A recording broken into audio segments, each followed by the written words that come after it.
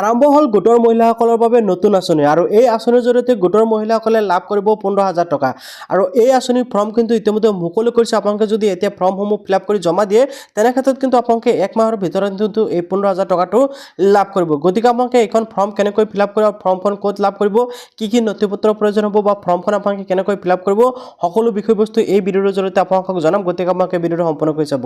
আৰু যদি আপুনি গোটৰ মহিলা হয়, আপুনি কোনটো ডিষ্ট্ৰিক্টৰ পৰা ভিডিঅ'টো চাই আছে কমেণ্টত জনাবলৈ পাহৰি নাযাব। তো এতিয়া মই আপোনালোকক প্ৰথমতে জনাই দি আছোঁ যে আপোনালোকে কোনসকল গোটৰ মহিলাই বা কোনসকল মহিলাই এইখন ফৰ্মৰ বাবে আবেদন কৰিব পাৰিব আৰু 15,000 টকাটো কেনেকৈ লাভ কৰিব বা টকাটো কি কৰিব লাগিব বা কি নথিপত্ৰ লাগিব, সকলো বিষয়বস্তু আপোনালোকক জনাই দিম। গতিকে আপোনালোকে এনেকুৱা আগন্তুক দিনত ইম্পৰ্টেণ্ট আপডেটসমূহ বা চৰকাৰী স্কিমসমূহৰ বিষয়ে আগতীয়াকৈ লাভ কৰিবলৈ আপোনালোকে চেনেলটো ছাবস্ক্ৰাইব কৰিব আৰু আপোনালোকে ভিডিঅ'টো লাইক কৰিবলৈ পাহৰি নাযাব। এতিয়া মই আপোনালোকক দেখুৱাই আছোঁ যে আপোনালোকে ফৰ্মটো ফিল আপ কেনেকৈ কৰিব লাগিব। প্ৰথমতে আপোনালোকে ফৰ্মটো ভালকৈ চাই লওক আৰু এইখন ফৰ্ম জাষ্ট BTCত বসবাস কৰা মানুহৰ বাবে প্ৰকাশ কৰা হৈছে বা যিসকল মহিলাই BTCত থাকে সেইসকলক এই ফৰ্মটো প্ৰদান কৰা হ'ব আৰু তেখেতসকলে 15,000 টকাটো লাভ কৰিব। এতিয়া ফৰ্মটো কেনেকৈ ফিল আপ কৰিব আৰু ফৰ্মটো কেনেকৈ সংগ্ৰহ কৰিব সকলো জনাম। তো প্ৰথমতে আপোনালোকে এনেকৈ দেখিবলৈ পাইছে বড়োলেণ্ড মহিলা উদ্যমিতা অভিযান। আপোনালোকে জানে যে আমাৰ অসম চৰকাৰৰ পৰা যিটো উদ্যমিতা আঁচনি দিছিল, ঠিক তেনেকৈ কিন্তু আপোনালোকে এইটো এক্সট্ৰাকৈ লাভ কৰিব যিসকল নেকি BTCত থাকে। তো প্ৰথমতে চাওক আপোনালোকে আবেদন পত্ৰ এনেকৈ লাভ কৰিব। ইয়াতে আপোনালোকে দেখিব যে সেলফ হেল্প গ্ৰুপ ফটো, প্ৰথমতে এইটো ছাইডত আপোনালোকৰ গ্ৰুপৰ ফটোটো লগাব লাগিব, ঠিক আছে। আপোনালোকৰ যিটো নেকি গ্ৰুপ আছে, মহিলা গোট আছে, গোটৰ ফটোটো আপোনালোকে ইয়াতে লগাব লাগিব। তো এতিয়া চাওক আপোনালোকে ষ্টেপ বাই ষ্টেপ ফৰ্মটো কেনেকৈ ফিল আপ কৰিব সেয়া মই বুজাই দি আছোঁ। আপোনালোকে ভিডিঅ'টো সম্পূৰ্ণ কৰি চালে ধুনীয়াকৈ বুজি পাব।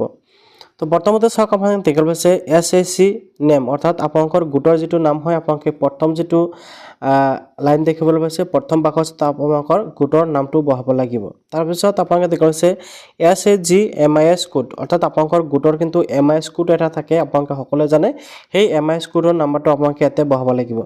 যদি আপোনালোকে MIS কোডটো কেনেকৈ ওলাব লাগে বা আপোনালোকে যদি MIS কোডটো নাজানে তেনেক্ষেত্ৰত আপোনালোকে কমেণ্টত জনালে মই নিশ্চয় MIS কোড কেনেকৈ ওলাব পাৰি সেই বিষয়ে মই নেক্সটত ভিডিঅ' বনাম। তো আপোনালোকে যিসকল নেকি আপোনালোকৰ গোটৰ CRP আছে তেখেতসকলে অলৰেডি MIS কোডটোৰ বিষয়ে জানে, ঠিক আছে। তাৰপিছত ইয়াতে কৈ আছে SAC গ্ৰুপৰ মুঠ সদস্যৰ সংখ্যা, অৰ্থাৎ আপোনালোকৰ গ্ৰুপৰ টোটেল কিমানজন সদস্য আছে আপোনালোকে সেই সংখ্যাটো ইয়াতে দিব লাগিব। 10-12 জন আপোনালোকৰ যিটো আছে সেইকেইজন ইয়াতে উল্লেখ কৰিব লাগিব। তাৰপিছত কৈ আছে SAC গোটৰ president name of the president, ঠিক আছে। আপোনালোকৰ গোটৰ প্ৰেচিডেণ্টজনৰ নাম আপোনালোকে দিব লাগিব, ঠিক আছে। সভাপতিজনৰ নাম আপোনালোকে এই বাকচত দিব লাগিব। দেন আপোনালোকে দেখিব পাইছে সম্পাদকৰ নাম আপোনালোকে তাৰ তলৰ বাকচত আপোনালোকে দিব লাগিব। এতিয়া আপোনালোকে দেখিব পাইছে মোবাইল নাম্বাৰ। এতিয়া মোবাইল নাম্বাৰটো কাৰ দিব? মোবাইল নাম্বাৰটো আপোনালোকে সভাপতি বা সম্পাদকৰ যিকোনো এজনৰ দিব, প্ৰেচিডেণ্ট বা ছেক্ৰেটাৰী যিকোনো এজনৰ মোবাইল নাম্বাৰ আপোনালোকে ইয়াতে দিব লাগিব। এতিয়া চাওক আপোনালোকৰ কাষ্টটো কেনেকুৱা, জেনেৰেল, ST SC OBC। তো এতিয়া চাওক কি হ'ব, আপোনালোকৰ যিটো মানে গোট সেই গোটটো ST আণ্ডাৰত পৰে নে SCৰ আণ্ডাৰত পৰে। যদি জেনেৰেল হয় তেনেহ'লে আপোনালোকে জেনেৰেল দিব লাগিব। এতিয়া বেংক একাউণ্ট নাম্বাৰ আপোনালোকে দেখিবলৈ পাইছে ইয়াতে ছেভিং বেংক একাউণ্ট নাম্বাৰ। এই যে বেংক একাউণ্ট নাম্বাৰ দিব, এই নাম্বাৰটো কাৰ দিব বা কোনসকলে দিব লাগিব? চাওক আপোনালোকে এই যি বেংক একাউণ্ট নাম্বাৰ এইটো জাষ্ট আপোনালোকৰ গোটৰ যিটো বেংক আছে সেই বেংক একাউণ্টৰ নাম্বাৰটো দিব লাগিব, ঠিক আছে। সেই বেংকৰ নাম দিব, বেংকৰ শাখা নেম আৰু বেংকৰ IFSC কোড দিব লাগিব। তাৰপিছত ইয়াতে আপোনালোকৰ আহি গৈছে ভিলেজ নেম, তাৰপিছত আহি গৈছে গাঁও পঞ্চায়ত বা BCDC নাম আপোনালোকে দিব লাগিব বা আপোনালোকৰ MCLA হোমষ্টেৰ নামটোও দিব পাৰিব। তো এতিয়া চাওক এই যে মই এইখিনিতে কৈছোঁ যে আপোনালোকৰ গোটৰ যিটো একাউণ্ট আছে সেইটো দিব লাগিব, কিয়নো এই যি টকা এই টকাটো ডাইৰেক্ট গোটৰ একাউণ্টতে সোমাব, 15,000 টকা সোমাব আৰু প্ৰত্যেকজনে ভগাই ল'ব লাগিব। এইটো সম্পূৰ্ণ ফ্ৰীত, এই টকাটো কিন্তু আপোনালোকে আকৌ ঘূৰাই দিব নালাগে। তো এইটো হ'ল প্ৰথম পেজ। এতিয়া দ্বিতীয় পেজটো কেনেকৈ ফিল আপ কৰিব এইটো দেখুৱাই আছোঁ। ছেকেণ্ড পেজত আপোনালোকে দেখিবলৈ পাব BTCLA নেম আপোনালোকে দেখিবলৈ পাইছে, যিটো নেকি নতুনকৈ নিৰ্ধাৰণ কৰিছে সেই হিচাপত আপোনালোকে ইয়াতে উল্লেখ কৰিব লাগিব।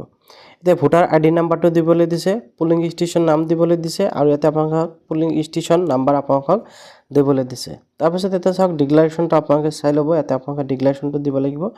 দেন আপোনালোকে ইয়াতে ডেটটো দিব, ইয়াতে ছেক্ৰেটাৰী ছিগনেচাৰ কৰিব লাগিব। তাৰপিছত ইয়াতে চাওক আপোনালোকে দেখিব পাইছে প্ৰেচিডেণ্ট আৰু ছেক্ৰেটাৰী দুয়োজন ছিগনেচাৰ কৰিব, ঠিক আছে। তো এইখিনি হ'ল সম্পূৰ্ণ কাম।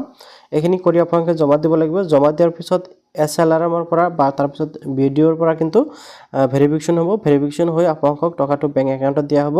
যদি আপোনালোকৰ ৰেজিষ্ট্ৰেশ্যন আৰু শুদ্ধ ডকুমেণ্টছ দিব পাৰিছে তেনেক্ষেত্ৰত আপোনালোকে 100% এই যি টকা এই টকাখিনি লাভ কৰিব।